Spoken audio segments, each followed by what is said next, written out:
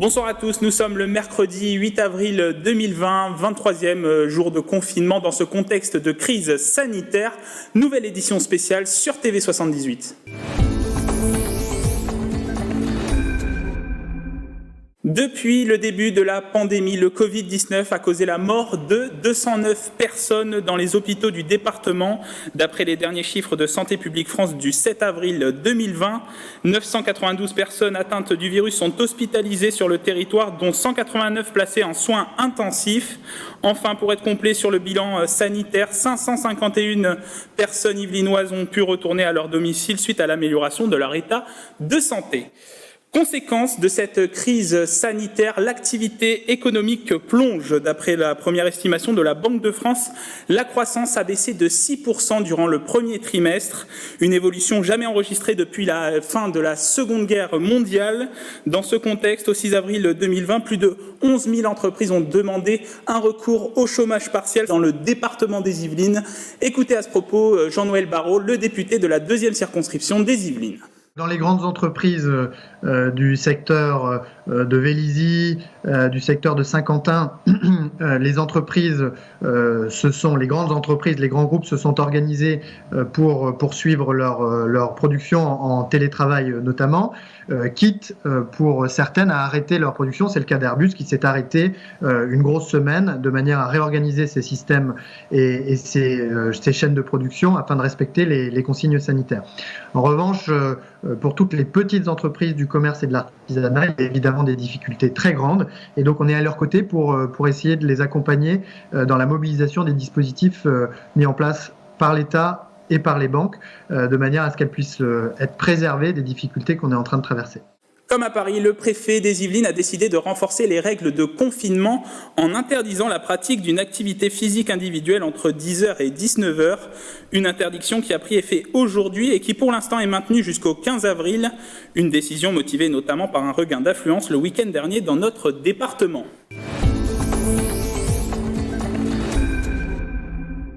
Le château de Versailles n'est pas le seul monument à avoir fermé ses portes, c'est le cas aussi de celui de Breteuil, situé à Choiseul. Une situation difficile alors que l'an dernier, le site battait son record historique de fréquentation avec plus de 125 000 visiteurs. C'est également la première fois depuis 1969 que son propriétaire, le marquis Henri-François de Breteuil, redécouvre le site totalement vide pour la période de Pâques. Lui qui appréciait ouvrir les jardins pour les chasses aux œufs des enfants, écoutez-le. Le château a perdu provisoirement la vie qu'on lui avait donnée depuis 50 ans. On a l'impression qu'on est sous Louis XIV. Où moi, j'étais déjà là parce que je vis tout le temps ici, mais mes enfants, etc., sont arrivés la nuit qui a suivi la fermeture. Nous avons 3 personnes qui continuent à travailler ici, sur les 10, qui sont plutôt les personnes qui font de l'entretien et des travaux. Et parce que ça, il y en a toujours. En revanche, les personnes qui étaient là pour l'animation, pour le guidage des visites, etc., sont en chômage partiel, puisqu'il n'y a plus de travail pour eux, malheureusement. Et notre espoir, bien sûr, c'est qu'on puisse très vite rouvrir les portes du château. Du patrimoine à l'activité culturelle et notamment le monde du spectacle vivant, humoristes, danseurs, compagnies de théâtre ne sont pas épargnés par la crise sanitaire. Dans ce contexte, l'ensemble des salles de divertissement ont fermé leurs portes. Alors, comment les établissements et les artistes font face dans les Yvelines ? Les éléments de réponse avec Aurélie Ronze. Les salles de spectacle ont été parmi les premiers lieux à fermer leurs portes en raison de la crise sanitaire. Des mesures qui ont eu comme conséquence un coup d'arrêt brutal de la saison en cours. À Montigny-le-Bretonneux, le théâtre de Saint-Quentin en Yvelines estime la perte financière sur les recettes de sa billetterie à 150 000 €. Pour l'instant, on essaie de procéder pas à pas. Par exemple, là, je travaillais ce matin avant que vous m'appeliez sur la possibilité de décaler certains des spectacles à la fin juin, mais on travaille quasiment que sur des hypothèses. C'est ça qui est très compliqué en fait avec cette période, c'est qu'on travaille avec des hypothèses diverses. Là, par exemple, l'hypothèse, c'est de se dire que le théâtre pourrait rouvrir au public vers la semaine du 22 juin ou la semaine du 29 juin, auquel cas on essaie de décaler certains spectacles prévus en mai au mois de juin. Parmi les personnes directement impactées, les artistes. À Trappes, la troupe de Déclic Théâtre compte 7 salariés permanents et une trentaine d'intermittents du spectacle tout au long de l'année. Ils venaient tout juste de présenter leur dernier spectacle au public écran noir quand la crise sanitaire a débuté. Mais c'est quoi cette blague là? C'est quoi cette manière de désintoxiquer les gens? L'arrêt net des activités a soulevé dès le départ, pour nous, la question des salaires des intermittents du spectacle qui se sont trouvés privés de travail du jour au lendemain. Privé de salaire et privé d'heures, puisque le calcul des heures est très important pour le statut et les renouvellements des statuts des intermittents du spectacle. Est-ce que malgré tout vous gardez le sourire, j'imagine? On va garder effectivement le sourire et une démarche positive. La crise sanitaire qui est d'ailleurs source d'inspiration pour de nombreux artistes. Confiné dans son appartement à Vélizy, l'imitateur Stan Bennett partage chaque jour sur les réseaux sociaux une vidéo.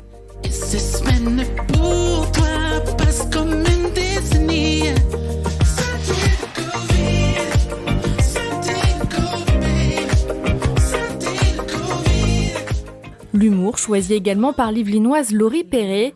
Faute de pouvoir être sur la scène du Théâtre République à Paris, elle partage régulièrement ses conseils confinement et sa vision de la situation.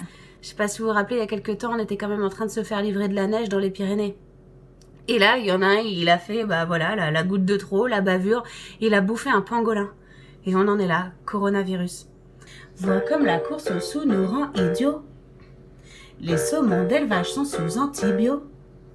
L'estomac des vaches munies d'un hublot. Wesh qui a des news Nicolas Hulot. Avec le confinement, les cinémas ont été dans l'obligation de fermer leurs portes. Nous n'irons donc pas dans les salles yvelinoises, mais rassurez-vous, à la place, nous vous proposons des films à regarder directement depuis votre canapé. La sélection du jour est faite par Bertrand Pignet, spécialiste cinéma dans les Yvelines.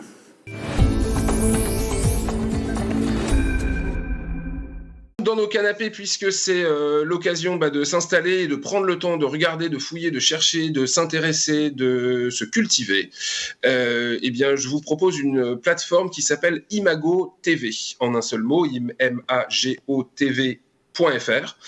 Et alors, c'est une plateforme très engagée, c'est une plateforme gratuite sur les questions de la transition écologique, de la transition économique et du monde dans lequel on vit et puis du monde vers lequel on se dirige, puisque la crise climatique est aujourd'hui quelque chose que tout le monde a bien en tête. C'est une sélection de plus de 2500 vidéos, podcasts, émissions de télévision, morceaux d'émissions, etc. et aussi de documentaires de cinéma qui sont mis en accès libre.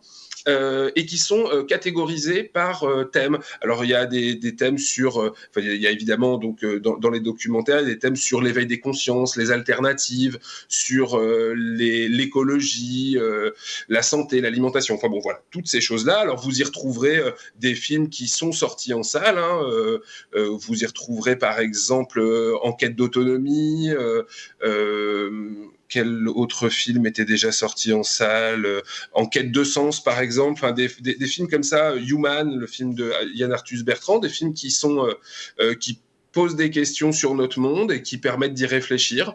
Et puis tout ça, évidemment, accompagné de liens vers des sites et des contenus qui permettent de réfléchir à toutes ces choses-là et de ne pas rester complètement tout seul sur son canapé confiné, mais de penser le monde pendant qu'on est confiné.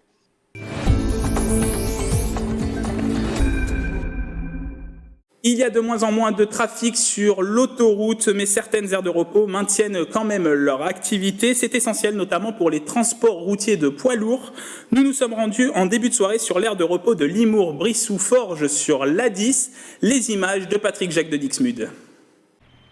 Il est 19h, l'aire de repos de Limours-Brissou-Forges sur l'autoroute A10 se remplit de camions. En première ligne dans la crise sanitaire, les chauffeurs de poids lourds assurent la majorité de l'activité des structures autoroutières. Dans ce contexte, Vinci a noué un partenariat avec ce traiteur yvelinois. Chaque soir, il sert en moyenne 30 à 35 repas gratuits aux routiers. Ce soir, c'est de la blanquette avec du riz. Après, il y a une petite mousse au chocolat, ils ont un quart de baguette de pain, une bouteille d'eau. Et puis voilà, tout ça c'est emporté, il y a des couverts, il y a tout ce qu'il faut pour pour manger dans le camion. On est présent pour aider les routiers finalement à faire une pause agréable, donc leur offrir un repas chaud et puis aussi et surtout leur permettre de recharger leurs flacons de gel hydroalcoolique. Ils sont actuellement en première ligne pour ravitailler tout un chacun. Les employés du transport routier sont soulagés de bénéficier de ce type de service. Parfois, ils se retrouvent dans des situations compliquées. Merci, manger, gros problème. Allemand, Austria, Suisse, problème. Douche, problème. Hier nicht Problem. Douche là? Ja. Aber Autoroute, problème. Les conditions de route en ce moment c'est idéal, c'est vrai qu'il y a moins de monde qui roule, ça faut pas se voiler la face. Mais aujourd'hui, il y a des stations où le soir on arrive, c'est fermé. Sur cette aire de repos, la station-service reste ouverte 24 heures sur 24. Les employés sont équipés pour assurer leur mission. Offre alimentaire, de boissons chaudes et de carburant, tous les services habituels sont maintenus avec quelques adaptations.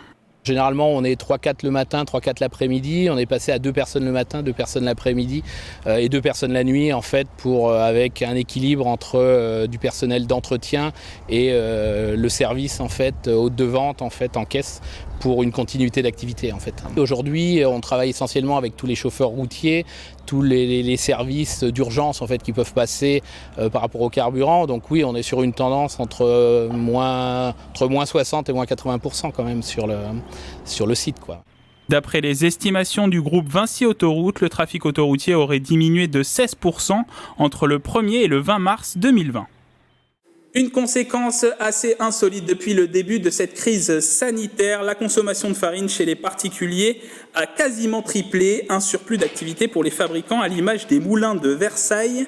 Cette entreprise familiale existe depuis 1905, transforme du blé local en farine et s'adresse aussi bien aux professionnels qu'aux particuliers. Elle a fermé sa boutique versaillaise mais s'est concentrée sur la vente en ligne. Les propos recueillis par Aurélie Ronze. On fait face en ce moment un afflux massif des commandes sur Internet, à savoir qu'en 1 heure, il y a 2 ou 3 tonnes de farine qui sont évacuées chaque jour sur Internet, en 1 heure. C'est-à-dire que moi, je remets le stock tous les jours vers 19h et en moins d'1 heure, tout part. On produit plus de 1 kg, de 5 kg, donc c'est très chronophage, ça prend plus de temps à fabriquer. Du coup, ça nous a obligés aussi à embaucher des intérims tout en prenant des précautions. Faut pas s'inquiéter, nous, tant que le personnel dans l'entreprise est en bonne santé et qu'on a de la sacherie, on arrivera à produire des petits kilos. À Rambouillet, depuis le 16 mars, la Bergerie nationale n'est plus ouverte au public, un site qui regroupe pôle administratif, pôle formation, centre équestre, mais aussi ferme pédagogique, boutique et exploitation agricole. Impossible donc de stopper toute activité, d'autant que la période en matière de production laitière est cruciale. Le récit de Wilfried Richy sur des images de Patrick Jacques de Dixmude. 2 troupeaux de brebis, soit près de 400 animaux, mais aussi 70 vaches laitières. La ferme de la Bergerie nationale à Rambouillet se doit donc de poursuivre son activité malgré le confinement. Depuis le 16 mars, plus d'accueil, plus d'animation, mais un tiers des effectifs restent en activité. 5 salariés veillent au bien-être des bêtes, mais aussi à trouver de nouveaux moyens de valoriser la production et de poursuivre la vente. Ce qui a changé, c'est principalement au niveau du secteur laitier. C'est-à-dire qu'ici, nous avons un troupeau de vaches laitières qui est principalement destiné à la production de yaourts et de fromage pour les cantines scolaires. Donc évidemment, dès l'annonce de la fermeture des établissements scolaires, le carnet de commandes a été annulé en totalité. Le lait est aujourd'hui principalement transformé en fromage. Le surplus de production est commercialisé dans des enseignes locales ou par d'autres exploitants agricoles. Alors, il y a une solidarité générale qui s'est mise en place autour du monde agricole. C'est-à-dire qu'on voit vraiment un regain d'intérêt de la part des commerces pour valoriser les produits locaux. Et donc, en quelque sorte, on bénéficie de cet élan-là au niveau du territoire. La boutique sera aussi réouverte dorénavant le samedi, mais uniquement grâce à un système de drive. Le bon de commande est à télécharger et à renvoyer par mail. Les achats seront à récupérer de 10h à midi ou de 14h à 17h. Aujourd'hui, on est en train de créer tout un tissu commercial autour de nous. Peut-être que ça sera bénéfique à long terme. Ce qui m'inquiète beaucoup plus, c'est notre activité touristique. parce que là on sait que l'année 2020 sera définitivement mauvaise au niveau touristique. Donc voilà, les inquiétudes se portent plus sur ce secteur-là. Un système temporaire pour limiter au mieux l'impact sur le site. C'est la fin de cette édition spéciale. Merci de nous avoir suivis. Prenez soin de vous et surtout restez à votre domicile. Et on se quitte sur ces images des humoristes yvelinois qui restent mobilisés à travers ces vidéos postées sur les réseaux sociaux. Excellente soirée à vous sur TV78.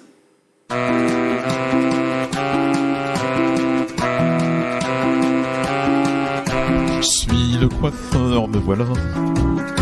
Je sais bien qu'on aura besoin de moi. Les coups de ciseaux, je sais y faire. Et je l'espère qu'à la sortie, ça sera le stress pour venir jusqu'à mon adresse. Si t'as des poils, je fais aussi l'esthéticienne juste le mercredi. Je prends les vieilles peaux et les bourgeoises, j'attends, je rase. Paraît qu'il y en a qui sont pressés, moi, de recevoir leur billet.